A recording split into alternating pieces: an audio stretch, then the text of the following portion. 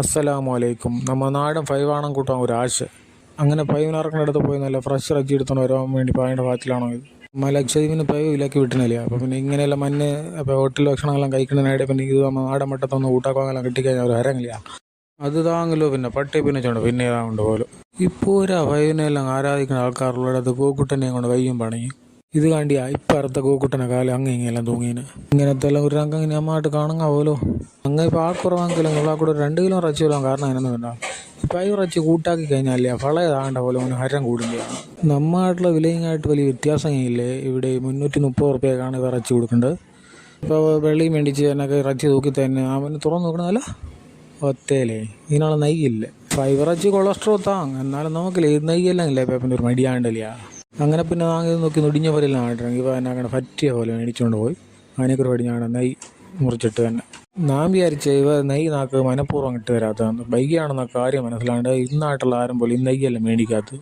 സംഭവം എന്നൊന്നുമില്ല ഇവിടെയുള്ള മട്ടൻ അപ്പോൾ നമ്മൾ ഇറച്ചി മേടിക്കണം ഇവ ഹാല് ഇറച്ചി മാത്രം കാണോ ഇങ്ങനെയൊക്കെ ഇട്ട് തരുമോ. അപ്പോൾ ഈ മുള്ളോ നെയ്യോ അങ്ങനത്തെ നമുക്ക് ഇട്ട് തരാം. അത് നമുക്ക് ആവശ്യമുണ്ടെങ്കിൽ നമ്മൾ ചൊല്ലിക്കഴിഞ്ഞാൽ അവ ഇട്ട് തരും.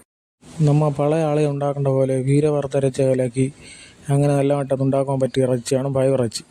പിന്നെ കോഴിയെന്ന് വലിയാൽ ഓള ബിരിയാണിക്കാണ് നല്ലത്. പിന്നെ വേള മുള്ളും കല്ലും അങ്ങനെയെല്ലാം കല്ലം കിടത്തി പിന്നെ മാണം ഒരു ചണ്ടി വന്ന പോലെ ആയിപ്പോൾ അതുകൊണ്ടാണ് ഈ കോഴിയെ മടിയാണ്ട് കാണാൻ ബൈക്കാണ്. അപ്പോൾ അതുപോലെ ഫൈവാണം ബൈക്കണം അങ്ങനത്തെ മണിക്കൂറുകളോളം പിന്നെ വേഗിക്കൊണ്ടിയാണ്.